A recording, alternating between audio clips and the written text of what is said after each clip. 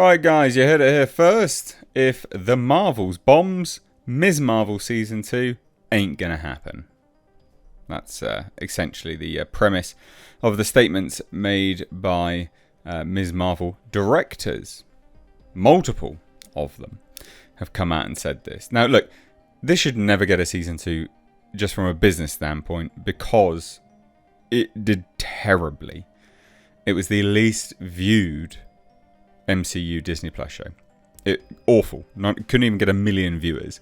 It's been given recently out for free via ABC on cable, and it's equally as terrible viewership there as well. So it's the actual material that people are not engaging with. It's not the expense of it.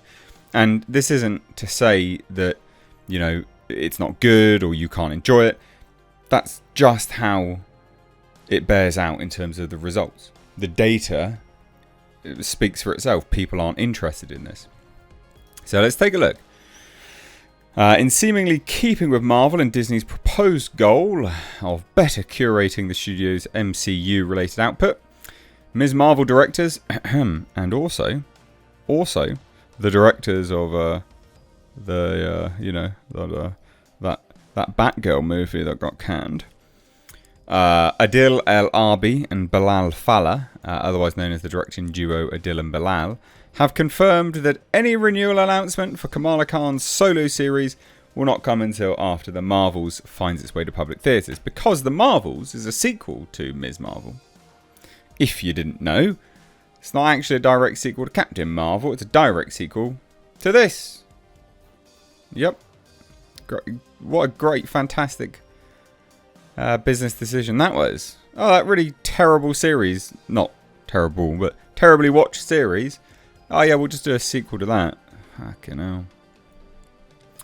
So the creative partners who helmed both Ms. Marvel's premiere episode Generation Y, that was an awful episode, just as an FYI, in my opinion, and its first season finale No Normal, as well as some may remember Warner Brothers Discovery's Batgirl solo film, spoke to the Disney Plus series Future during a yet-to-be-aired appearance on the playlist's The Discourse podcast. I don't know if they're ever going to get work. I really don't. Anyway, asked if they had any idea as to when, if ever, they and the newly revealed mutant hero could potentially return to the House of Mouse's signature streaming service, El Arbi admitted, "No, we're waiting for the Marvels, so that will decide what the next step will be." So we're very much looking forward to that. I can't wait to see it, man. It's great to see the trailers and to see the whole family back there and Iman Vellani doing great work. So looking forward to that. I mean, you're literally the only people that are. I mean, not literally, but you get my point. So further pressed by the outlet if they'd ever be interested in returning for another stint in the MCU, El Arbi confirmed that not only would they be up for more Ms. Marvel, but also share their wish list of heroes they'd like to work with. I mean, yeah, of course, because they're not going to get work elsewhere at the moment.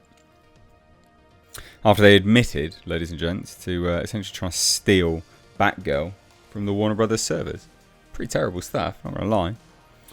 So he says this, well, you know, if they ask us to come back to Ms. Marvel, we love the universe. We love those characters and Iman and all the other supporting actors there. So it would be an honour to come back and explore some more. There is a Moroccan superhero we forgot to name that exists, so we can go there. A possible reference to either of the two mutants, Ororo, Storm Monroe, or Haroon Ibn Salah, Jetstream, I think, El Rashi, whoever that is. And you know, we love Blade. Our buddy, white boy, Rick director Yann Demange is now doing Blade. If Yann doesn't want to do the second movie, we're still there. Yeah, I bet you are. And Deadpool. We're always there for Deadpool. If there's a fourth one, we're also game. So if they call us, we're good. This is them genuinely pleading for work right now, isn't it? I mean, god damn. That's hilarious. Actually hilarious. Now, this article says this. Admittedly, while Ms. Marvel Season 2 prospects are heavily lifted by the fact that it was one of the better received, so it was well reviewed, but no one watched it. So it's the better received of Marvel's Phase 4 Disney Plus outings. The young superheroine still has to contend with parent company Disney's aforementioned desire to to better curate the quality of its productions, as well as reduce their budgets. And this is the thing, are you going to make a series that no one's going to watch, even if it is best reviewed? Like, no, of course not. No one watched it. The numbers speak for themselves.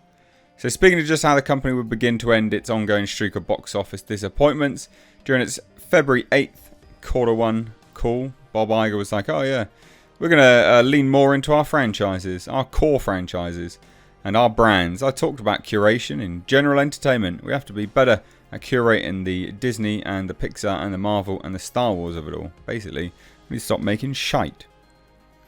And of course, reduce costs on everything that we make. Yeah, sure, mate.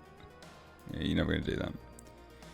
Now, recently, what I did find funny was that the director, Nia DaCosta, of this movie, came out and was like, oh, I really hope I'm not going to be the only person promoting it. I really hope Brie Larson's going to be there. As if, ladies and gents, having Brie Larson sell you the movie is going to make it a success. I mean, do they not understand? Do they not understand that, well, one, Brie Larson definitely cannot sell the movie. But two, that these actors don't sell movies anyway. You know, the Flash, for instance, wasn't a bomb because they didn't have Ezra Miller coming out and discussing the film. I mean, if anything, that movie was better off for Ezra Miller not being around.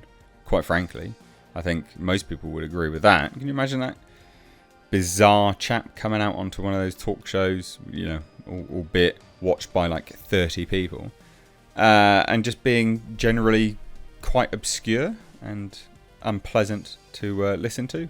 No, I can't imagine that's going to be a successful marketing tactic. Now, admittedly, Brie Larson isn't that bad. She has done some really dumb stuff in the future, but in the past, sorry. But moving forwards and into the future, it does seem that she's changed her tactics. But she still can't sell a film like this. She didn't sell the first one. Disney did to themselves. Way anyway, terrible joke. Look, this should never. Ms. Marvel should never get a sequel. And I don't think it should get a sequel despite the potential that The Marvels will be successful. No one wanted to watch it, so, you know, it is what it is. But, you know, maybe if they convince Brie Larson to be in the series again, who knows. But what do you guys think? Let me know down below. I hope you're having a great day. Take care. Bye-bye now.